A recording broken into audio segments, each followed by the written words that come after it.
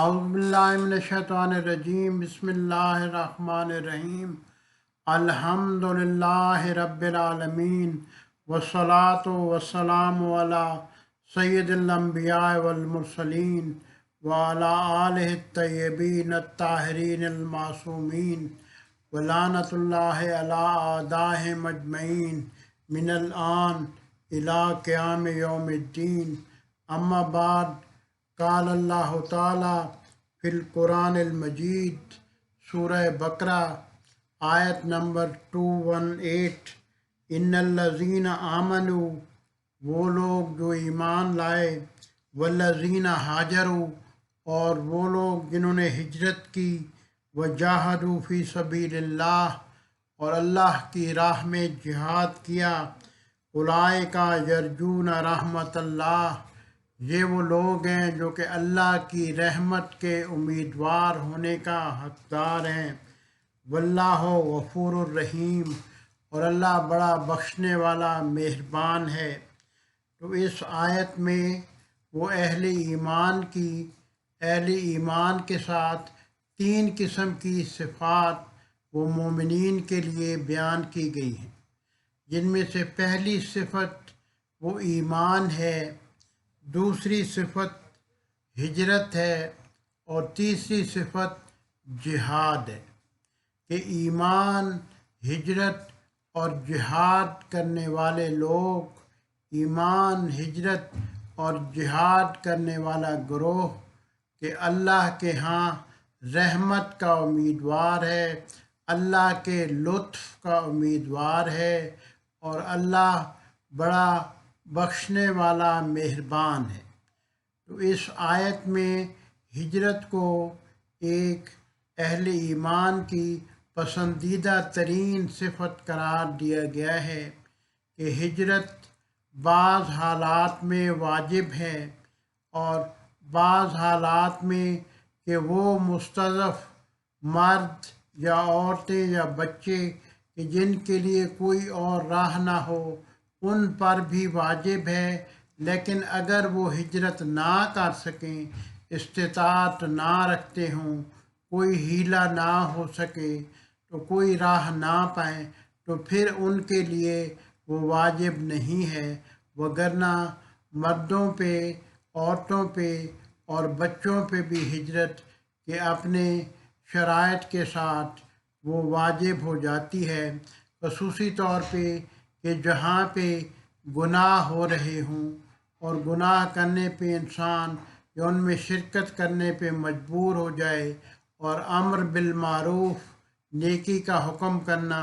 व नही अनिल मुनकर और बुराई से मना करना बिल्कुल ख़त्म हो चुका हो या उसका करना उसमें मवाने हों कि जिसकी वजह से अदा ना किया जा सके, तो ऐसी जगह से हिजरत करना वाजिब है। मसलन इमाम जाफ़र सादिक अलैहिस्सलाम की हदीस है कि जहाँ पे ज़मीन के जिस हिस्से में कि अल्लाह के गुनाह हो रहे हों वहाँ से हिजरत करना वाजिब है। तो इमाम हुसैन अलैहिस्सलाम की करबला के क़याम का सबसे पहला वाक़या वो मदीना से मक्का की तरफ इमाम हुसैन अलैहिस्सलाम की हिजरत है कि जो कि सब इंसानों के लिए, सब हुर्रियत पसंद इंसानों के लिए उसवे अमल के तौर पे ता क़यामत बाकी रहेगी। कि हिजरत की फ़जीलत में बहुत सी आयात आई हैं और बहुत से अंबिया और नेक हस्तियों ने हिजरत की है जिनकी मिसालें कुरान ने बयान की हैं। मसलन हज़रत इस्माईल और हज़रत हाजरा की हिजरत, मसलन कुरान में असहाब कहफ की हिजरत, मसलन हज़रत मूसा अलैहिस्सलाम की हिजरत या अपनी कौम को फ़िरौनियों से लेके निकल गए, या ख़ुद जब उन्होंने पहली बार वो हिजरत की, या इसी तरह कि कुरान में दीगर मौक़े पे हज़रत लूत अलैहिस्सलाम की हिजरत के, इसी तरह बहुत से मोमिनीन की हिजरत के मुसलमानों की कि वो मदीना जाने से पहले के कुफ़ार के मुशरिकीन मक्का के ज़ुल्म की वजह से وہ حبشہ کی طرف ہجرت اور پھر مدینہ کی طرف ہجرت، کہ یہ تمام ہجرتیں ہیں جو کہ مثال کے طور پہ قرآن میں بیان کی گئی ہیں۔ اور قرآن جو ہے وہ اس بات کو بھی بیان کرتا ہے کہ جو لوگ ایسی جگہ کے پھنس جائیں کہ جہاں پہ وہ اپنے ایمان و عقائد اور اعمال کی حفاظت نہ کر سکیں اور وہ اسی حالت میں مر جائیں، تو ان سے فرشتے سوال کریں گے کہ تم نے ہجرت کیوں نہیں کی؟ تو وہ کہیں گے کہ ہم پھنس گئے تھے۔ تو وہ جواب میں دوبارہ سوال کریں گے کہ کیا اللہ کی زمین وسیع نہیں تھی کہ جس کی طرف تم ہجرت کر جاتے؟ ان الذین توفاہم الملائکہ ظالمی انفسہم، کہ وہ لوگ جن کو ملائکہ جب روح قبض کریں گے اس حالت میں کہ وہ اپنے نفسوں پہ ظلم کر رہے ہوں گے، تو قالو کہیں گے فیما کنتم، کہ تم لوگ کہاں تھے؟ تو کہیں گے قالو کنا مستضعفین فی الارض، تو وہ لوگ کہیں گے کہ ہم زمین میں کمزور کر دیے گئے تھے۔ قالو تو فرشتے کہیں گے الم تکن ارض اللہ واسعہ، کیا اللہ کی زمین وسیع نہیں تھی؟ فتہاجروا فیہا، کہ تم اس میں ہجرت کر جاتے۔ فاولئک مأواہم جہنم، اب جب کہ تم نے ہجرت نہیں کی تو تمہارا ٹھکانہ جہنم ہے۔ وساءت مصیرا، اور وہ کتنا برا ٹھکانہ ہے۔ یہ سورہ نساء کی آیت نمبر 97 ہے۔ اسی طرح سورہ نساء کی آیت نمبر 98 میں اللہ تعالیٰ فرماتے ہیں الا المستضعفین من الرجال، سوائے وہ کمزور لوگ مردوں میں سے، والنساء والولدان، کہ عورتوں میں سے یا بچوں میں سے، لا یستطیعون حیلۃ، کہ جن کے لیے کوئی حیلہ نہ ہو سکے، ولا یہتدون سبیلا، اور کوئی راہ نہ نکل سکے، کہ وہ اتنے کمزور ہوں کہ ہجرت کی بھی استطاعت نہ رکھتے ہوں، تو ان لوگوں سے ہجرت جو ہے وہ معاف ہے۔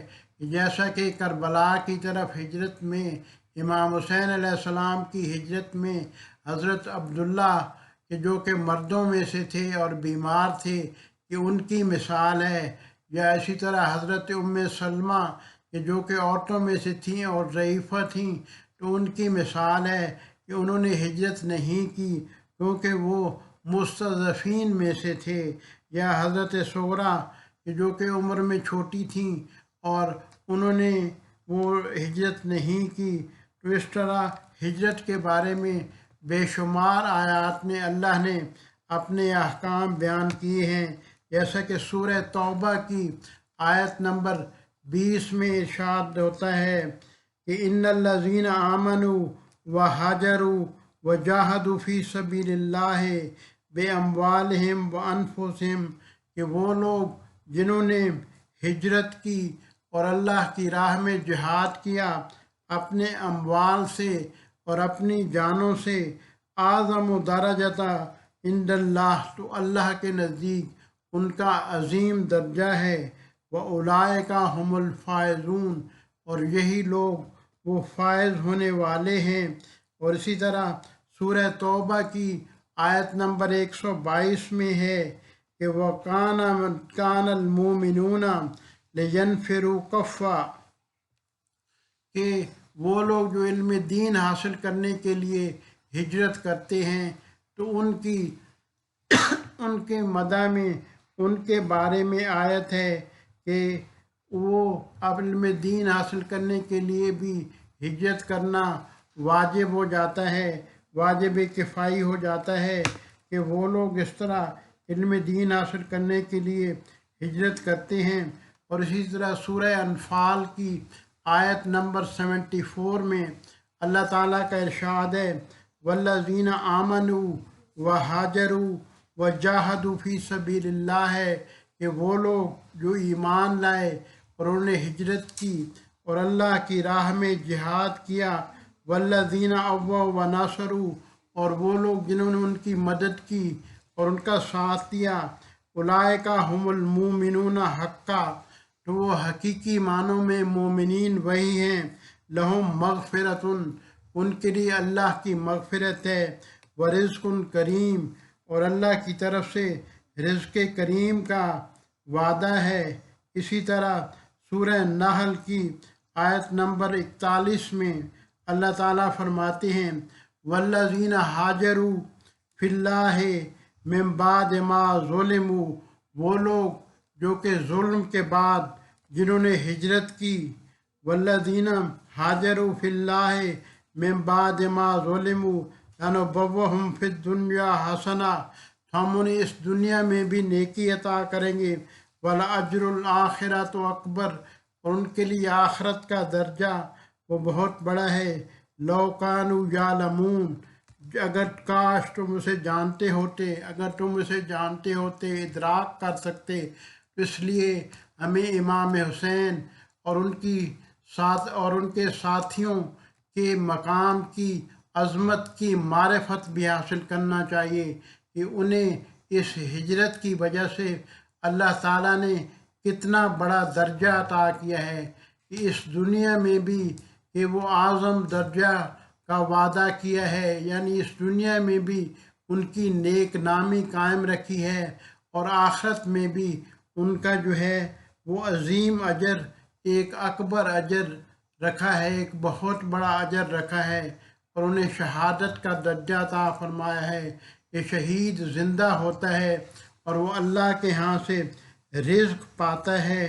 اور یہ وہ گروہ تھا کہ جن کے بارے میں سورہ آل عمران کی آیت نمبر 146 آتی ہے کہ وَكَأَيٍّ مِّن نَبِيٍّ قَاتَلَ مَعَهُ رِبِّيُّونَ كَثِيرٌ، کہ اس قسم کے مبارزے اور مجاہدے کی مثال کہ وہ اللہ کی راہ میں پہلے سے انبیاء نے وہ قائم کی تھی کہ نبی کے ساتھ بہت سے مجاہدوں نے مل کے وہ اللہ کی راہ میں قتال کیا، فما وہنوا لما اصابہم فی سبیل اللہ، اور چونکہ اللہ کی راہ میں یہ جہاد تھا اس لیے انہوں نے کچھ کمزوری نہ دکھائی، کہ انہوں نے کچھ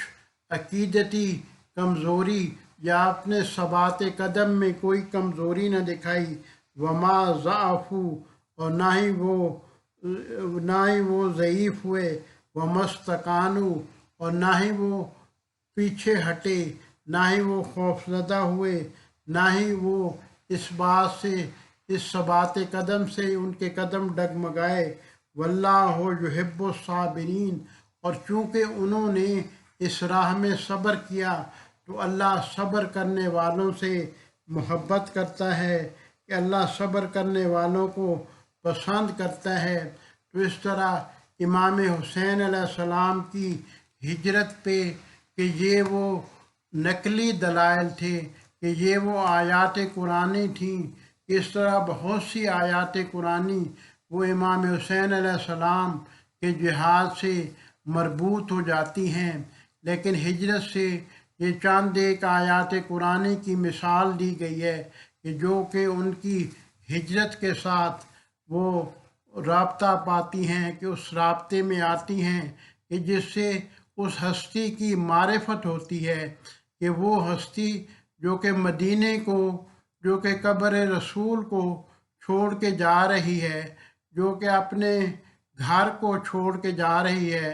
اور اپنے عزیز و اقارب کو، عورتوں اور بچوں کو بھی ساتھ لے کے جا رہی ہے، اور راہ کربلا کی طرف وہ قافلہ گامزن ہوا ہے، کہ اس سفر کا آغاز کیا ہے، کہ وہ سفر جو ان کی شہادت پہ منتج ہوا، وہ مبارزہ وہ کس عنوان سے جاری ہے، اور اس شخصیت کا کیا ہدف تھا، اور اس شخصیت کی کیا پہچان تھی کہ جو اس کے معاشرے میں اس وقت نہ ہو سکی، کہ جس کی وجہ سے کہ یہ واقعہ کربلا، یہ شہادت عظمی کربلا کا واقعہ پیش آیا، اور لوگوں کا اس زمانے میں کیا فریضہ تھا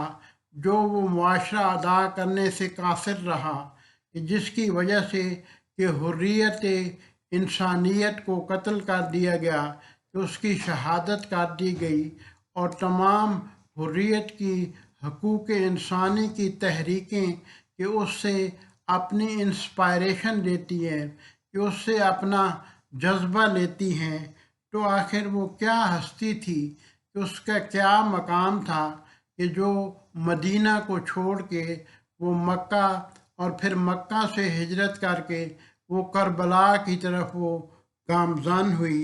تو وہ کیا واقعات تھے؟ تو واقعات کا تسلسل اس طرح بنتا ہے کہ 15 رجب کو یزید کے والد اس دنیا سے رخصت ہو گئے، اور اس کے بعد یزید نے اپنی خلافت کا، اپنے امیر المومنین ہونے کا، اور اپنے آپ کو خلیفۃ اللہ کہنے کا موقع اپنے ہاتھ میں لے لیا، اور مدینہ کے گورنر ولید بن عتبہ جو کہ اس کے چچا کے بیٹے بھی تھے اور خاندان بنی امیہ سے تھے، اس کو یہ خط لکھا کہ ان شخصیتوں سے ایک خصوصی طور پہ بلا کے وہ بیعت لی جائے، اور اس میں بہت سختی کی جائے، اور انہیں ذرا بھی رخصت نہ دی جائے، اور حسین ابن علی اگر انکار کریں تو ان کی گردن اڑا دی جائے۔ کہ یزید کا یہ نامہ کہ جب ولید بن عتبہ کے پاس مدینہ میں پہنچا، جو کہ والی مدینہ تھا، مدینہ کا گورنر تھا،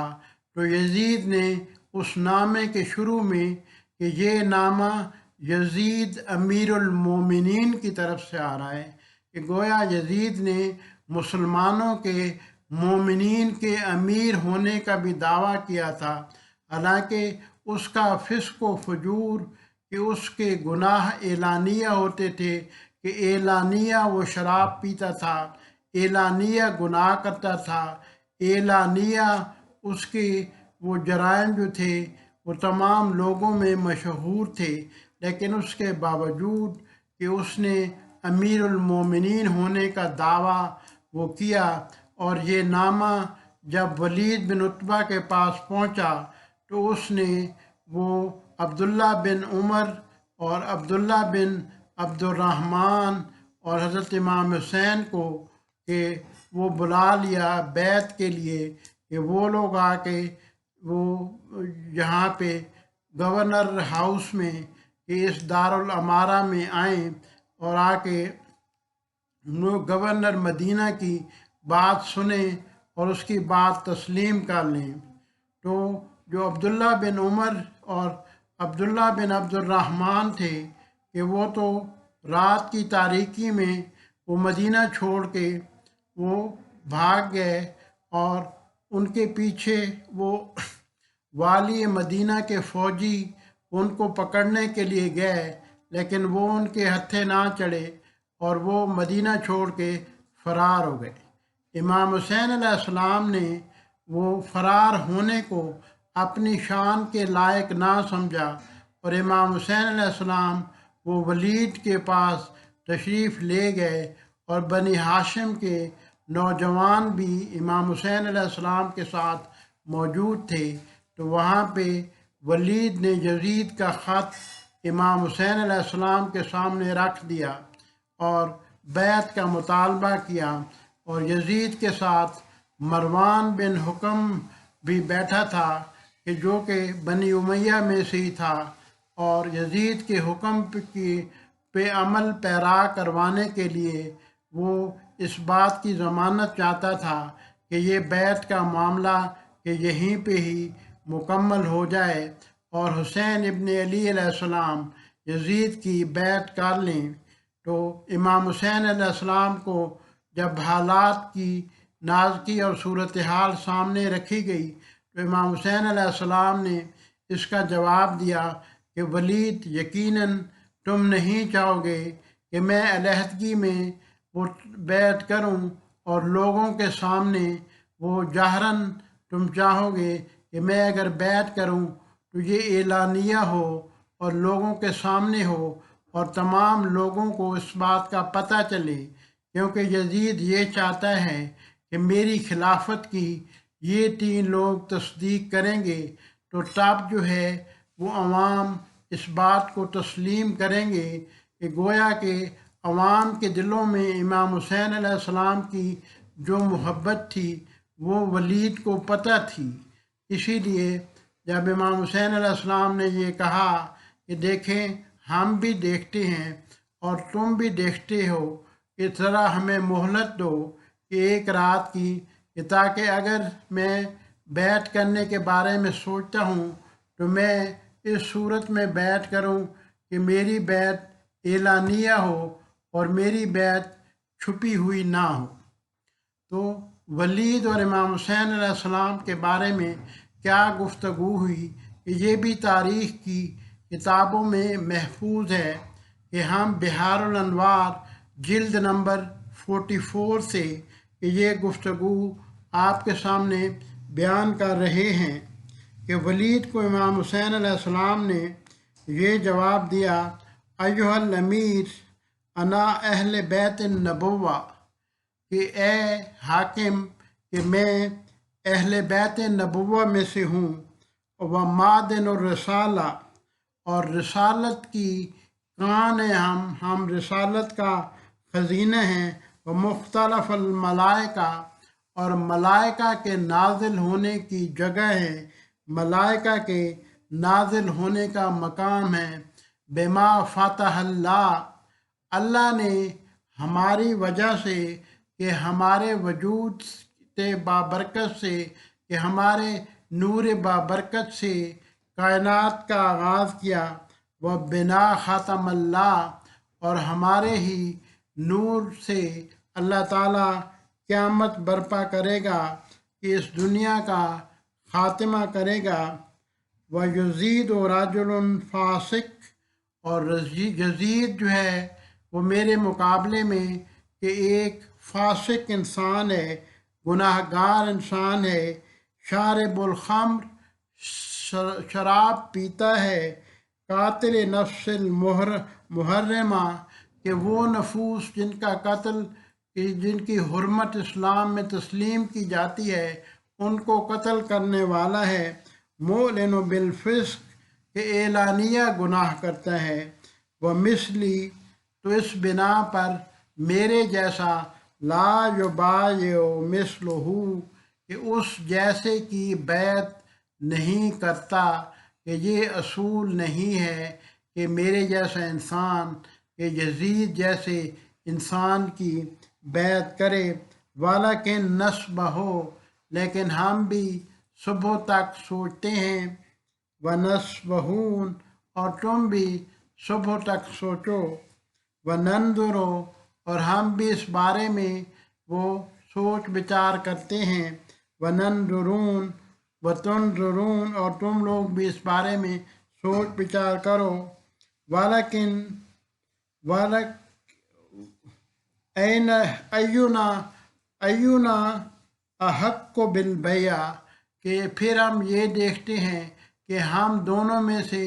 کون بیعت کا زیادہ حقدار ہے، والخلافت، اور خلافت کا کون زیادہ حقدار ہے، ثم خرج علیہ السلام، اور پھر اس کے بعد امام حسین علیہ السلام وہاں سے وہ واپس آ گئے۔ تو وہاں پہ جب یہ باتیں ہوئیں تو مروان بن حکم نے وہ یزید کو وہ حکم دیا، اس بات کا یہ مشورہ دیا کہ دیکھو امام حسین علیہ السلام کو اس وقت جانے نہ دو، اگر اس وقت یہ تمہارے پاس سے چلے گئے تو خون کے پشتوں پہ پشتے لگ جائیں گے اور یہ تمہارے ہاتھ نہیں آئیں گے اور کبھی یزید کی بیعت یہ نہیں کریں گے، اس لیے ابھی ان کی گردن اڑا دو۔ تو یہاں پہ امام حسین علیہ السلام نے اس کی بدطینتی کا، اس کی بدنیتی کا مظاہرہ دیکھتے ہوئے کہ اس کو اپنا اصل، کہ اس کو اپنی طینت یاد دلا دی اور کہا کہ یبن زرقا، اے نیلی آنکھوں والی عورت کے بیٹے، یعنی اے بدکار عورت کے بیٹے، کہ اے بدکاری کی پیداوار، کیا تو میرے قتل میں ملوث ہوگا؟ کیا تو مجھے شہید کر لے گا؟ یا تیرے مشورے سے ولید مجھے شہید کر لے گا۔ یہ کتنا بڑا گناہ ہے اور کتنی غلط بات ہے جو تو اپنے منہ سے نکال رہا ہے اور اتنے عظیم گناہ میں مبتلا ہونا چاہتا ہے کہ امام حسین علیہ السلام وہاں سے وہ واپس آ گئے اور اپنے اہل بیت سے وہ مشورہ کیا اور ساری رات امام حسین علیہ السلام وہ قبر رسول پہ گئے اور وہاں پہ عبادت خدا میں مشغول رہے، اور وہاں پہ قبر رسول میں حضرت امام حسین علیہ السلام نے جا کے وہ جناب رسول خدا صلی اللہ علیہ وسلم کو سلام بھی کیا اور کچھ رسول اللہ صلی اللہ علیہ وسلم سے خطاب بھی کیا کہ وہ بھی بحار الانوار میں وہ الفاظ وہ محفوظ ہیں کہ قبر رسول پہ امام حسین علیہ السلام نے جا کے کہا، السلام علیکہ یا رسول اللہ، میرا سلام ہو آپ پر اے اللہ کے رسول، انا الحسین بن فاطمہ، میں حسین آپ کی بیٹی فاطمہ سلام اللہ علیہا کا بیٹا ہوں، فرخ کا وابن فرخ کا، کہ میں آپ کے جسم کا ٹکڑا ہوں اور اس کا بیٹا ہوں کہ جو کہ آپ کے جسم کا ٹکڑا تھیں، سبتوں کا الذی خلفتی فی امت کا، میں آپ کا وہ بیٹا ہوں جو اس وقت اس امت کا حقیقی خلیفہ ہے۔ فشد علیہم یا نبی، کہ اے نبی گواہ رہنا ان لوگوں پہ، انہم قد خذلونی، کہ ان لوگوں نے میری حتک حرمت کی، کہ میری عزت کو پامال کیا، وضیعونی، اور مجھے یہ برباد کرنے پہ تل گئے ہیں، وَلَمْ يَحْفَظُونِی، اور میری حفاظت انہوں نے نہیں کی کہ جس عزت و کرامت و شرف و مقام و مرتبہ کا میں آپ کے نزدیک حامل تھا کہ انہوں نے میری حفاظت کرنی چاہیے تھی لیکن انہوں نے نہیں کی۔ وَهَذَا شِكْوَى عَلَيْكَ، اور اس بات کی شکایت میں آپ سے کرتا ہوں، حتیٰ القاء کا، حتیٰ کہ میری آپ سے ملاقات ہوگی۔ پھر آپ نے وہاں پہ نماز ادا کی اور پھر حضرت امام حسین علیہ السلام کی ایک دعا بھی اللہ تعالیٰ کے ہاں وہ وہاں پہ قبر رسول پہ جو انہوں نے کی کہ وہ بھی بحار الانوار میں منقول ہے کہ اللہم ھذا قبر نبی کا محمد، یا اللہ یہ تیرے نبی محمد صلی اللہ علیہ وآلہ وسلم کی قبر ہے، وَأَنَا ابن بنت نبی کا، اور میں آپ کی نبی کی بیٹی کا فرزند ہوں، وقت حسرنی من الامر وقد حضرنی من الامر ما قاطع علم، اور میں جس مقصد کے لیے آیا ہوں یا اللہ وہ تیرے علم میں ہے۔ اللہم انی احب المعروف، یا رب میں یقیناً وہ نیکی کے حکم دینے کو سے محبت رکھتا ہوں، وانکر المنکر، اور برائی سے منع کرنے کو محبت رکھتا ہوں، محبوب رکھتا ہوں، وانا اسألک یا ذا الجلال والاکرام، اور اے جلالت و کرامت والے خدا اللہ میں آپ سے سوال کرتا ہوں، بحق القبر، اس قبر کے واسطے سے، ومن فیہا، اور وہ ہستی جو اس میں مدفون ہے، الا اخترت لی، کہ صرف یہ سوال کرتا ہوں کہ میرے لیے وہ انتخاب کر، ما ہوا لکا رضا رضی، کہ وہ چیز اختیار کر کہ جس سے تو راضی ہے، وبرسول کا، اور جس سے تیرا رسول راضی ہے۔ تو قبر رسول پہ حضرت امام حسین علیہ السلام کہ ساری رات عبادت کرتے رہے حتیٰ کہ صبح ہو گئی، تو صبح کے وقت حضرت امام حسین علیہ السلام کی آنکھ لگی اور خواب میں جناب رسول خدا صلی اللہ علیہ وسلم سے ان کی ملاقات ہوئی کہ خواب میں جناب رسول خدا صلی اللہ علیہ وسلم تشریف لائے اور انہوں نے آ کے حضرت امام حسین کو کچھ ارشادات فرمائے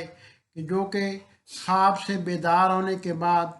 جناب نے وہ بیان کیے، اور وہ بھی بحر انوار میں الفاظ محفوظ ہیں۔ حبیبی یا حسین، اے میرے پیارے حسین، کانی ارا کا عن قریب،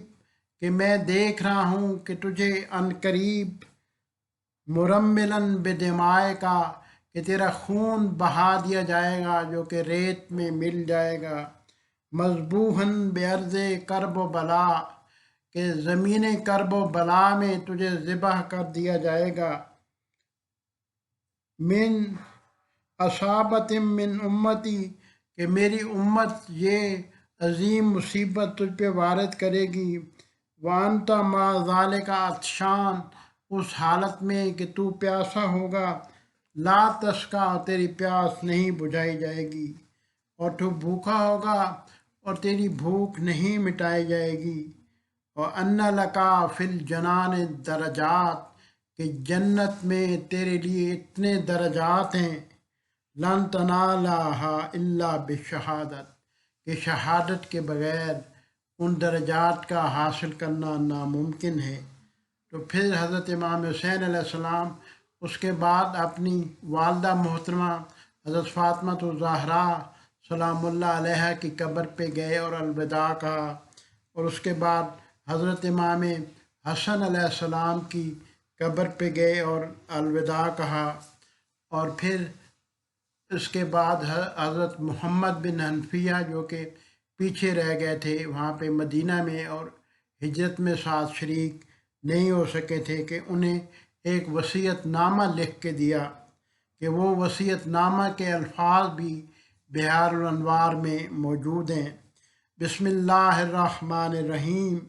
ھذا ما اوصی بہ الحسین ابن علی بن ابی طالب، یہ وہ وصیت ہے حسین ابن علی بن ابی طالب کی الی اخیہ محمد المعروف ابن حنفیہ، کہ اپنے بھائی محمد بن حنفیہ کے نام، ان الحسین یشہد ان لا الہ الا اللہ، حسین اس بات کی گواہی دیتے ہیں کہ اللہ کے علاوہ کوئی معبود نہیں ہے، لا شریک لہ، اس کا کوئی شریک نہیں ہے، ورنہ محمد عبدہ و رسولہ، اور محمد اس کے عبد اور رسول ہیں، جال حق من عند الحق، کہ حق سے آیا، وَإِنَّ الْجَنَّةَ وَالنَّارُ حَقٌّ، اور جنت اور دوزخ حق ہے، وَإِنَّ السَّاعَةَ آتِیَةٌ لَا رَیْبَ فِیہَا، اور قیامت ایک دن آنے والی ہے اس میں کوئی شک نہیں ہے، وَإِنَّ اللَّهَ يَبْعَثُ مَن فِی الْقُبُورِ، اور قبروں میں سے سب لوگوں کو ایک دن اللہ اٹھائے گا، وَإِنِّی لَمْ أُخْرَجْ، اور میں یہاں سے ہجرت نہیں کر رہا، نہ تو شر پھیلانے کے لیے اور نہ ہی بڑائی چاہنے کے لیے اور نہ ہی فساد کے لیے اور نہ ہی ظلم کے لیے، اور میں یہاں سے ہجرت کر رہا ہوں لطلب الاصلاح فی امت جدی، کہ اپنے دادا اپنے نانا کی امت کی اصلاح کے لیے، صلی اللہ علیہ وآلہ، ارید ان امر بالمعروف، میرا ارادہ اس بات سے امر بالمعروف نیکی کا حکم دینا ہے، والنہی عن المنکر، اور برائی سے منع کرنا ہے، اور میں یہ ہجرت بسیرت جدی، اپنے نانا کی سنت کی سیرت کے مطابق، و ابی علی، اور اپنے باپ علی علیہ السلام کی سیرت کے مطابق کر رہا ہوں، ومن قبلنی، کہ جس نے مجھے قبول کر لیا، میرے حق کو قبول کر لیا، بقبول الحق، واللہ اولی بالحق، اللہ تعالیٰ کا حق سب سے پہلے ہے، یعنی میں اللہ تعالیٰ کی طرف سے حق پہ ہوں، اللہ تعالیٰ کی طرف سے حق امام ہوں،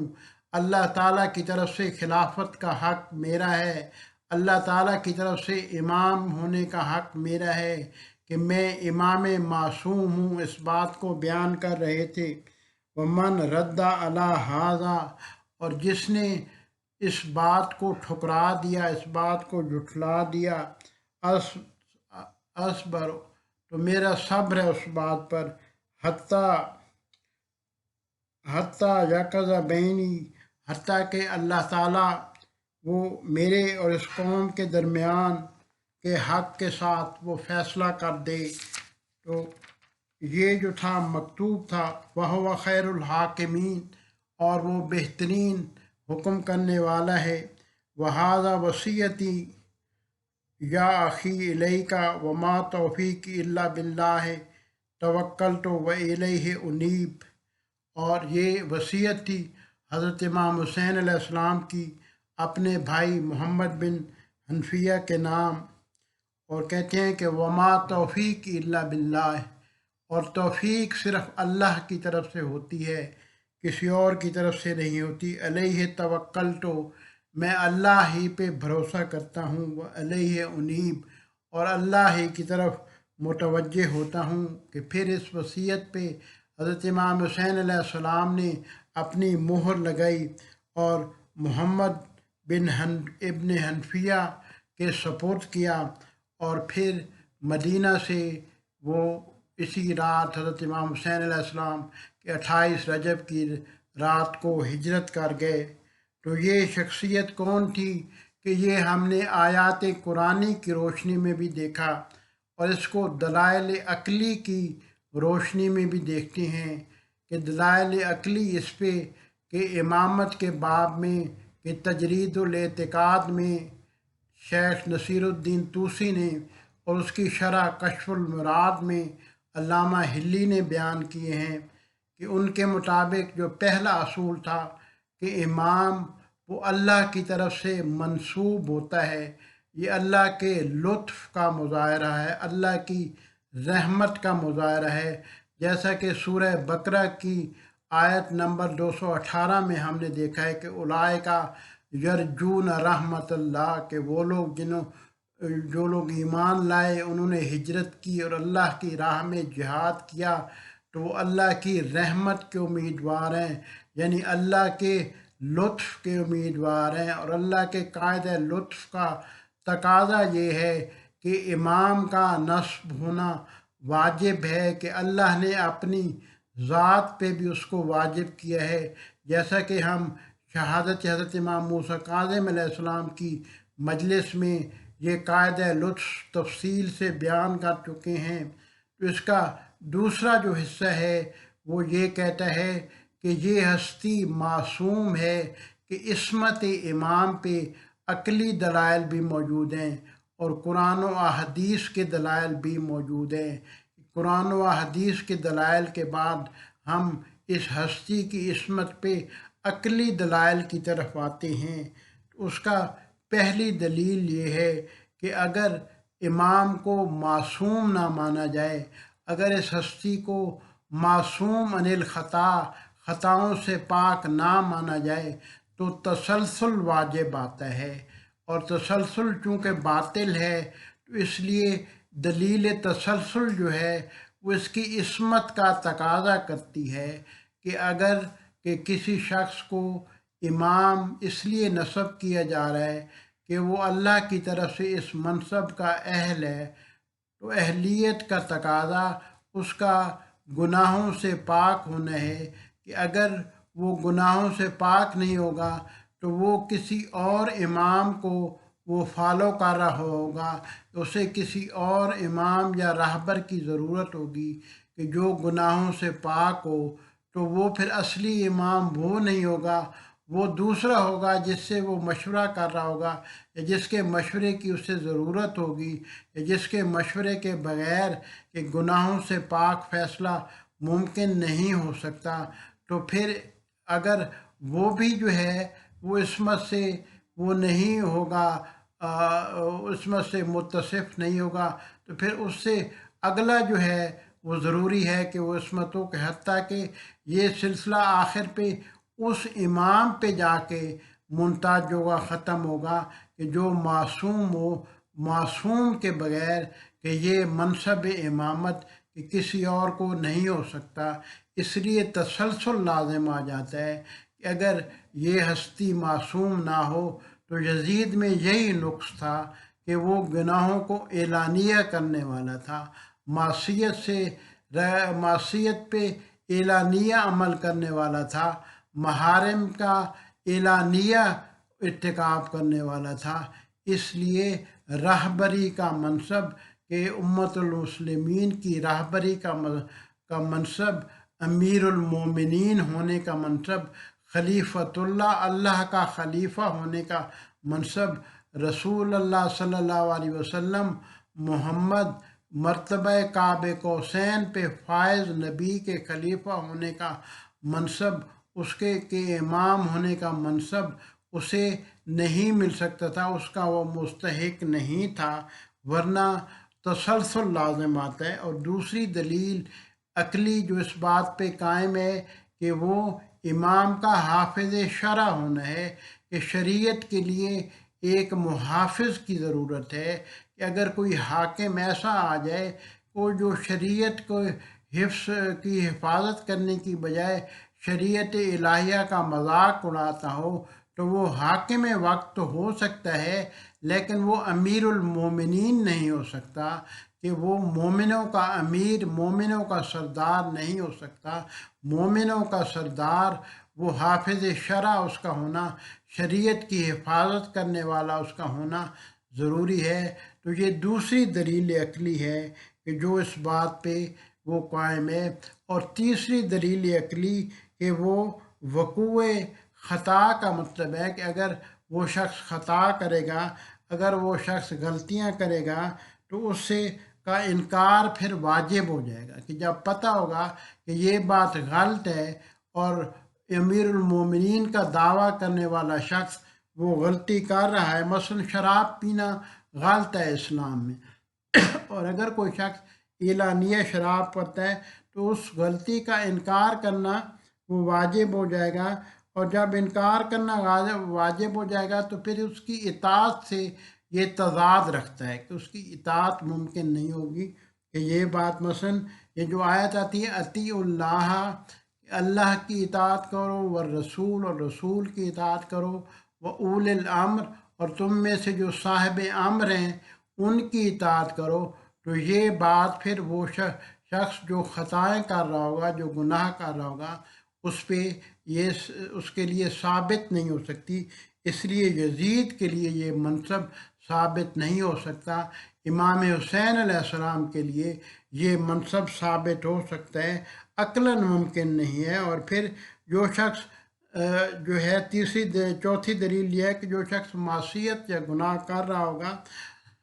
تو نقض الغرض جو ہے کہ جو امام کے منصوب ہونے کی، امام کے منصب کی جو غرض ہے، جو مقصد ہے کہ وہ فوت ہو جائے گا، وہ مقصد ٹوٹ جائے گا، کہ وہ مقصد جو ہے پورا نہیں ہو سکتا، کیونکہ وہ شخص معصیت کر رہا ہے، اور جب خود گناہ کر رہا ہوگا تو وہ دوسروں کو کیسے گناہ سے وہ روکے گا؟ کہ یہ ممکن نہیں ہے کہ انسان خود گناہ کر رہا ہو، خود شراب پی رہا ہو اور باقی معاشرے میں وہ اسلامی تعلیمات کے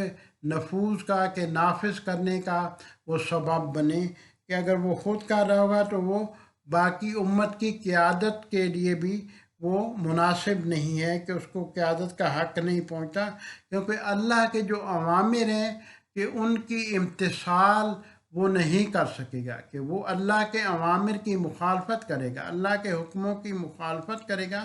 صرف یہ منصب اس شخص کو پہنچ سکتا ہے جو کہ اللہ کے حکموں کی وہ امتثال کرے، کہ جو کہ امام حسین علیہ السلام کی ذات تھی، اور یزید اس سے نقطہ مقابل میں سے تھا، تو یزید کے لیے یہ منصب منفی ہو جاتا ہے، کہ اس کے مناف ہے، یہ اس منصب کی شان کے ہی خلاف ہے کہ خطا کار یا معصیت کار اس منصب پہ آ جائے۔ اور جو پانچویں دلیل ہے وہ یہ تھی کہ معصیت کرنے کی وجہ سے پھر وہ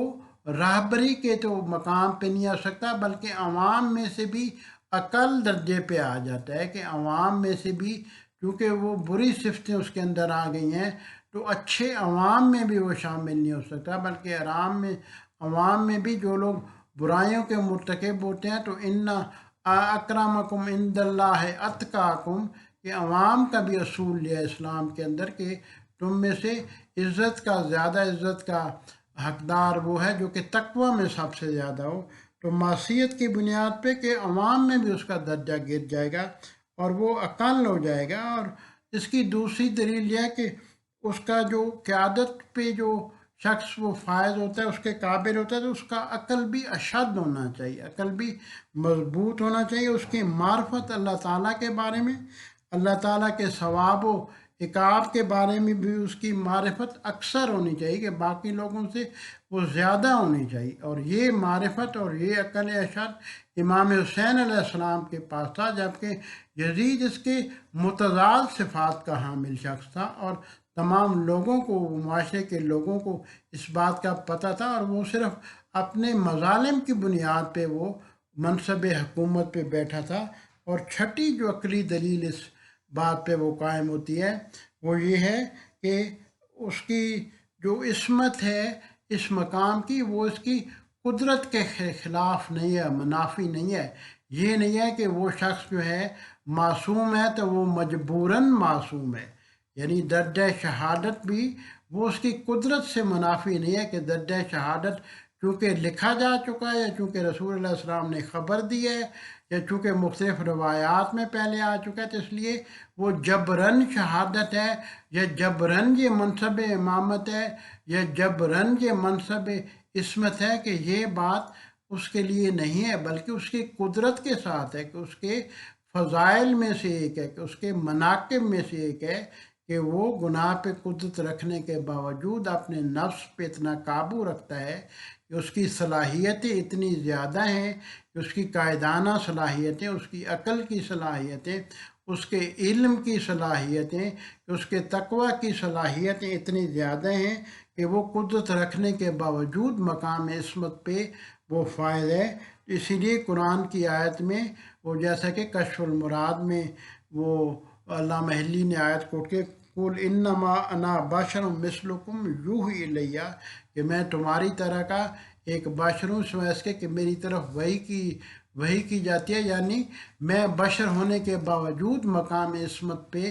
फायज़ हूँ। कि जनाब रसूल खुदा अलैहिस्सलाम वो ये बयान करना चाहते थे। और इसी तरह रसूल अल्लाह सल्लल्लाहु अलैहि वसल्लम के बाद जो इमाम बरहक होगा, जो कि अल्लाह की तरफ से कि दीन और दुनिया का इमाम होगा, वो दीन और दुनिया की राहबरी के वो काबिल भी होगा, कि वो इतना तकवा और सलाहियत और इस्मत रखता होगा, इस मकाम के वो लायक होगा कि जिस पे हज़रत इमाम हुसैन अलैहिस्सलाम वो फ़ाइज़ थे। जबकि यजीद जो है वो इस मर्तबा से वो फाकिद था, कि यजीद इस मर्तबा से गिरा हुआ शख्स था। इसलिए इमाम हुसैन अलैहिस्सलाम ने वो ये कहा कि इसकी मिसली ला युबाई हो मिसलहू, कि मेरी तरह का इंसान कि वो यजीद की तरह के इंसान से बैत नहीं कर सकता। और इसी तरह उस वाक़े में भी कि जिस दिन हज़रत इमाम हुसैन अलैहिस्सलाम वो जिस रात वो वलीद बिन उतबा से, गवर्नर मदीना से मिल के वापस आए, तो दूसरे दिन सुबह जब मरवान उनसे मिला, तो मरवान ने फिर इमाम हुसैन अलैहिस्सलाम को नसीहत करने की कोशिश की कि देखें, मैं आपको नसीहत करता हूँ कि आपकी दीन और दुनिया की भलाई इसी में है कि आप यजीद की बैत कर लें। तो उसके जवाब में हज़रत इमाम हुसैन अलैहिस्सलाम ने जो जवाब दिया वो भी बिहारुल अनवार में लिखा हुआ है। तो फरमाते हैं, इन्ना लिल्लाहि व इन्ना इलैहि राजिऊन, कि हम अल्लाह की तरफ से हैं और अल्लाह की तरफ ही लौट के जाना है। व अलल इस्लाम सलाम, तो इस्लाम को तो फिर खुदा हाफिज़ है। इज़ा कद बुलियत उम्मा बिरान मिसल यजीद, कि अगर उम्मत इस बात पे बैत कर ले कि जो उनका हुक्मरान हो वो यजीद जैसा हो, तो फिर इस्लाम पे सलाम है, यानी फिर इस्लाम को खैर आबाद और खुदा हाफिज करने के मुतरादिफ है। तो ये वो वजह थी कि एक तो बकाए इस्लाम का मसला था, कि दूसरा इंसानियत की भी जितनी अक़दार थी कि उनको भी यजीद वो پامال کر رہا تھا کہ حقوق انسان جتنی تھے، کہ مثلاً حضرت امام حسین علیہ السلام یہ لفظ جو یوز کرتے ہیں کہ میں امر بالمعروف یا نہی عن المنکر کے لیے جا رہا ہوں، یعنی نیکی کا حکم دینے اور برائی کا سے منع کرنے کے لیے وہ ہجرت کر رہا ہوں کہ جا رہا ہوں، تو یہ تمام انسانیت سے متعلق ہے یہ بات۔ اسی طرح اور میں اپنے نانا کی امت کی اصلاح کے لیے جا رہا ہوں، تو اصلاح کا لفظ جو ہے وہ تمام انسانیت سے مربوط ہے، انسانی خواص، انسانی جذبوں سے اور حقوق انسانی سے مربوط ہے۔ اور جدید اس دور میں حقوق انسانی کو بھی پامال کر رہا تھا کہ حقوق حریت انسان کے، انسانوں کی آزادی کو بھی پامال کر رہا تھا، جیسا کہ وہ آیت اللہ محمد حسین جلالی نے بھی کہا ہے کہ ہجرت مدینہ الی مکہ امام حسین علیہ السلام نے جو کی تھی، اس کے تجزیہ میں کہتی ہے کہ جب اس سے ولید سے پوچھا گیا، مروان نے پوچھا کہ تو نے اسی وقت حضرت امام حسین علیہ السلام کو شہید کیوں نہیں کیا، ان کو قتل کیوں نہیں کر دیا بیعت کے انکار پہ، تو ولید جو ہے وہ کہتا تھا کہ دیکھیں کہ صرف بیعت کے انکار پہ میں اتنی بڑی ہستی کو وہ کیسے شہید کر سکتا ہوں کہ جس کے خون میں اپنے ہاتھ کو رنگین کرنا، کہ وہ اللہ تعالیٰ کے ہاں جب میزان قائم ہوگی تو کتنا بڑا گناہ ہوگا جس کا میں مرتکب ہوں گا۔ اور دوسری بات یہ ہے کہ آیت اللہ سید محمد حسین جلالی کہتے ہیں کہ اسے عوام کی رائے جو حضرت امام حسین علیہ السلام کے بارے میں تھی اس سے بھی وہ آگاہ تھا، اس لیے سیاسی طور پہ جو لیڈر ہوتے ہیں، جو والی ہوتے ہیں اس شہر کے، تو اس شہر کے جو لوگوں کی رائے ہوتی ہے کہ رائے عامہ کے خلاف کوئی قدم نہیں اٹھاتے، اور کیونکہ مدینہ کے اکثر لوگوں کی رائے حضرت امام حسین علیہ السلام کے حق کے بارے میں تھی کہ حق جو ہے وہ خلافت کا